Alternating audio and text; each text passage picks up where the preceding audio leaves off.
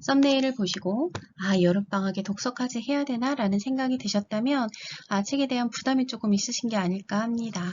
사실 독서는 해야 하는 일이 아니고요. 하고 싶은 일 안에 들어가는 게 맞아요. 그래야 장기적으로 지속이 되는데 문제는 그렇게 되는 게 쉽지가 않기 때문에 그때까지는 어른들이 약간 해야 하는 일처럼 여기셔서 도와주시는 거고요. 그 방법을 안내해 드리려고 합니다. 중요한 것은 아이들마다 좀 여름방학을 보내는 방법, 여름방학 때 독서하는 방법이 좀 다르다고 말씀을 드릴게요. 우선 전혀 안 읽는 어린이에게 가장 중요한 거는 책을 읽는 것도 중요하지만 앉아서 엉덩이 힘 기르는 게 저는 정말 중요하다고 말씀을 드릴게요.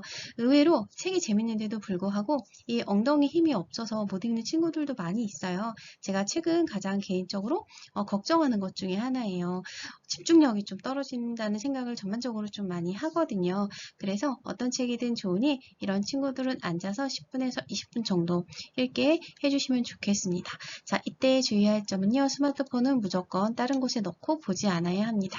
가족 모두 또는 같이 그 한 명이라도 옆에서 그렇게 해주셔야 되고요. 중요한 거는 시간을 정해두셨으면 타이머를 맞추셔서 정확하게 끝내셔야 돼요. 왜냐하면 우리 오늘 10분만 읽자 그랬는데 아이가 잘 읽어서 은근슬쩍 넘겨버리면 아이도 재미있어서 읽었다고 할지라도 믿음이 좀 떨어져서 다음 달은 또다시 하려고 그러면 싫다 이런 느낌이 들 수 있거든요. 무조건 시간을 처음에는 딱딱 정해서 하시고요. 그런데 이제 이게 좀 지속이 돼서 읽는 몸이 만들어졌으면 나중에는 타이머가 울렸는데도 아이가 계속 읽고 싶다고 하면 그때는 지속해서 하셔도 좋을 것 같아요. 평소에 만화 중심의 독서만 하는 아이는요. 사실 만화 중심의 독서는 안 읽는 거라고 보시는 거랑 똑같아요. 만화가 의미가 없다는 게 아니고요. 글줄책 읽는 거랑 만화책 읽는 거는 기본적으로 읽기 방식 자체가 다르거든요. 우리가 독서에서 이야기하는 건 사실 글줄책 읽는 거잖아요. 그래서 이런 경우도 사실 안 읽는 아이랑 똑같이 생각해서 하시면 좋은데 앞에 말씀드렸던 방식 10분에서 20분 읽는 몸 만드는 거 먼저 해주시고요. 그 다음에 이제 글줄책으로 시작을 당연히 하셔야 되겠죠. 글줄책은 아이와 같이 도서관에 고르시거나 아니면 가셔서 이 정도면 우리 아이가 왠지 읽을 수 있을 것 같다 싶은 책에 한 단계 밑에 거, 한 단계 위에 거를 한 5권에서 10권 정도를 그냥 무작위로 빌려오시면 돼요.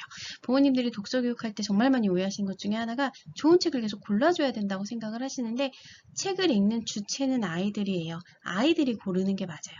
저희는 아이들에게 고를 수 있는 책을 조금 더 폭넓게 가져다 주는 역할만 할 수 있는 거거든요. 의외의 것에서 좋은 걸 찾을 수가 있고요. 저도 이제 책을 많이 추천드리는 편이지만 사실 지금 부모님들께서 어떤 SNS나 여러 가지 경로로 이렇게 접하시는 책 정보들은 좋은 책도 물론 있지만 유명한 책 중심으로 계속 반복적으로 접하게 되시는 거거든요. 근데 도서관 가시면 숨어있는 책들 되게 많아요. 그리고 저는 개인적으로 중고서점을 정말 추천드려요. 중고서점은 도서관과 서점의 중간 정도 느낌인데 거기에 정말 좋은 스테디셀러들이 많이 꽂혀 있어요. 거기에서 아이와 함께 고르셔서 가져오셔서 시작하시면 되겠습니다. 자, 그리고 빨리 읽기 경력 3년 이상 된 어린이들이 있습니다. 3, 4학년이나 한 3학년 이전쯤에 빨리 읽는 모습은 한때 보이는 모습이라고 제가 여러 번 말씀을 드렸는데 이게 근데 만약에 고학년까지도 계속 지속이 된다. 그러면 그때는 이제 조금 도와주실 필요가 있어요. 좋은 문학책 한 권을 슬로우 리딩 해보는 거예요. 아이들이 빨리 읽기를 계속 고학년까지 지속한다는 거는 비슷한 패턴의 책만 계속 읽는다는 뜻이에요. 그래서 제가 이때도 좋은 게 사실 작가 바꿔주기라고 말씀을 드리거든요. 작가를 확장해주기, 평소에 안 읽어보던 작가의 책을 읽으면 작가들마다 쓰시는 어휘라던가 이야기 전개 방식이라던가 이런 스타일들이 다 다르셔서 약간 낯설게 느껴지고 그때 살짝 이제 속도가 늦춰질 수가 있어요. 그 방법도 좋고요. 방학이니까 좋은 문학 한 권을 골라서 가족과 함께 시간을 정해서 슬로우 리딩을 해보시면 좋겠어요. 문학은 사실은 한 3번 정도 읽어야 그 행간도 다 이해가 되고 어휘도 들어오거든요. 그래서 추천해드린 책입니다. 저학년은 하시지 않으셔도 되고요. 중학년과 고학년, 중학년 굿모닝 책이봉을 찾아라 지우개 따먹기 법칙 이런 책들 제가 아이들하고 읽어보면 아이들이 재밌다고는 하지만 은근히 놓치는 게 많은 책들이어서 제가 3권을 추천을 드려봅니다. 자, 그 다음에 고학년은 긴긴밤, 몽실언니, 리보아엔, 샬롯의 거미줄, 푸른 사자, 와니니 이런 거 추천드릴게요. 자, 슬로우 리딩은요. 가족들이 앉은 자리에서 무조건 아이 속도대로 읽는 게 아니고요. 그날 몇 쪽까지 읽을지를 정하셔서 딱 그것만 읽는 거예요. 그리고 그 다음날 또 정해진 부분, 그 다음날 정해진 부분. 왜 이렇게 하냐면 계속 읽기만 하면 이제 속도가 나기 때문에 계속 읽을 수도 있지만 그거는 평소에 하는 방식이잖아요. 슬로우 리딩은 같은 자리에서 만약에 가족들이 20쪽을 읽었다고 해볼게요. 20쪽 읽고 딱 끝나는 거예요. 근데 이제 한 5분 정도만 이야기를 나눠보는 거예요. 여기서 부모님들이 뭐 무슨 질문을 해야 되고 어떻게 해야 될까 이렇게 어려워하시는데 그냥 자연스럽게 하시는 게 사실 제일 좋아요. 그리고 가족들이요. 같은 자리에서 같은 책 읽잖아요. 이야기를 안 할 수가 없어요. 같은 책을 읽었기 때문에 저희가 맛있는 음식을 가운데 두고 가족들이 먹으면 자연스럽게 대화를 하는 것처럼 그냥 말이 나오게 되어 있거든요. 그걸 나누시면 돼요. 나누다 보면 아이들이 하면서 책을 다시 좀 펼쳐보기도 하고 이야기를 하는 과정에서 책에 나온 어떤 단어나 인물 이름 이런 걸 얘기해야 되기 때문에 자연스럽게 펼쳐보게 되거든요. 그러니까 매일 조금씩의 양만 정해놓고 책 읽고 5분 정도 대화 나누고 이게 가정에서는 가장 편안하게 하실 수 있고 지속할 수 있는 방법이에요. 그럼 이제 한 권을 꽤 긴 시간 읽게 되겠죠. 열흘일 수도 있고 20일일 수도 있고 근데 만약에 열흘 안에 한 권이 끝났다면 한 권을 더 그렇게 도전을 해보는 거예요. 자, 그리고 한 작가 책만 계속 읽는 친구들도 있죠. 이거는 사실 되게 좋은 거예요. 왜냐하면 좋아하는 작가가 있다는 게 책을 좋아한다는 증거이기 때문에 너무 좋은 건데 저희가 아이들보다 어른들은 더 많은 책을 알고 있고 더 많은 작가를 알고 있기 때문에 더 많은 작가를 만나게 해주는 것도 저희가 이제 어른들의 역할이라고 저는 생각하고요. 이런 걸 저희가 독서지도라고 하는 거거든요.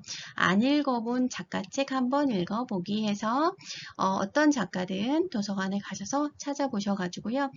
작가별로 한 권씩만 이제 찾아와 보시는 거예요. 그러면 아이들이 이 작가 거도 재밌네라고 경험을 하면서 책을 읽는 세계가 좀 넓어질 수가 있습니다. 그리고요, 문학을 많이 읽는 친구들. 그러니까 제가 여기서 이야기하는 문학은 창작 문학을 말씀드리는 거거든요. 방금 전에 말씀드렸던 그런 슬로우 리딩 추천도서 이런 것들 많이 읽는 거 너무 좋고요. 그것만 읽어도 사실 초등학생 때에는 상관이 없어요. 깊어지기만 한다면. 그런데 저희가 좀 결이 다른 책, 뭔가를 조금 추천해주고 싶다. 결이 다른 책을 읽고 싶다. 방학이기 때문에 조금 평소에 안 읽어본 것 도전하고 싶다 하시는 분들께 추천드리는 거는 우리 고전이에요. 물론 서양 고전도 있는데 일단은 우리 고전을 추천드려 볼게요. 우리 고전은 어렵게 생각하실 필요가 없습니다. 옛이야기, 저학년은 옛이야기고요. 고학년은 초고운 시리즈라고 있어요. 요게 아이들이 제가 아이들하고 여러 가지 책을 다 읽어봤는데 정말 쉽게 읽고 잘 읽고 비교적 가독성 있게 읽는 책이 요 책이었거든요. 그래서 초고운 시리즈를 좀 추천드려 보고요. 중학년 친구들은 재미만만 우리 고전이라는 책이 있고요. 저학년은 말씀드린 대로 전래동화인데요.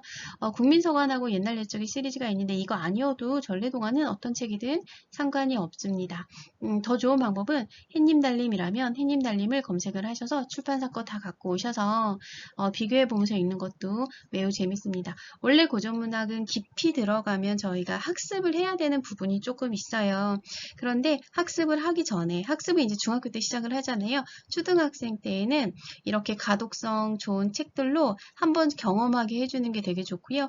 전래는 아시겠지만 구조가 매우 명료하기 때문에 평소에 좀 책을 안 읽었던 친구들도 책을 잘 고르면 의외로 되게 빨리 읽어내고 와 재밌다 라고 하더라고요. 그래서 이렇게 추천드려 보겠습니다. 자, 읽기 능력이 부족한 어린이. 마지막으로 읽기 능력이 부족한 어린이는 자기 학년보다 읽기 능력이 부족한 걸 이야기하는 건데 이때에는 어떤 책이든 무조건 읽어주셔야 합니다.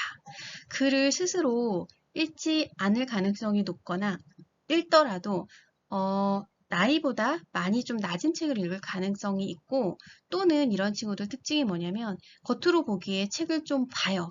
이야기 좋아해서 이야기책 보는 친구들도 있거든요. 그런데 면밀히 살펴보면은 많은 것을 놓치고 있는 경우가 있어요. 이런 경우에 그 친구들에게 필요한 거는 책을 어떻게 읽는 것인가를 알려주는 건데 저희가 사실 독서는 가르치는 영역이 아니에요. 스스로 깨우치는 영역이거든요. 그래서 이게 어려운 거거든요. 다만 옆에서 어른이 좋은 책을 읽어주면 그 이야기 자체가 아이한테 좀 흡수가 돼서 이야기의 재미를 느끼기도 하지만 아, 글은 이렇게 읽는 거구나. 이렇게 부드럽게 읽어나가는 거구나. 이거를 간접적으로 배울 수가 있어요. 그리고 읽어줘야 어느 정도 읽기량도 확보할 수 있어서 이런 친구들은 무조건 읽어주시기를 추천드리고요. 힘드시면 약간 오디오북을 같이 활용하셔도 좋겠습니다.